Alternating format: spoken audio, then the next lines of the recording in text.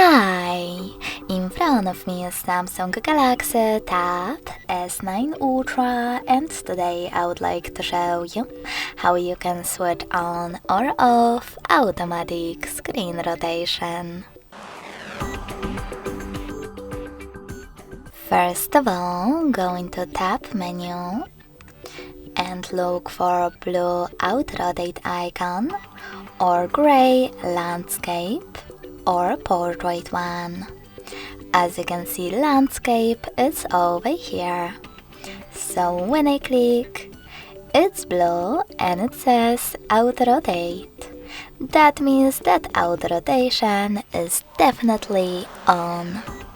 But you can always switch it off by simply clicking on auto rotation. Thanks so much for watching. If you enjoyed this video, don't forget to leave a like, comment and subscribe. Bye!